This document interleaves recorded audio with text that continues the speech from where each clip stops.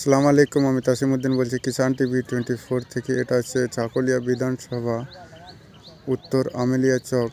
এখানে এক ব্যক্তি কিষান ভুট্টার খেতি করেছিল, 6 বিঘা খেতি করেছিল। এই ভুট্টার খেতিতে অনেক খরচা।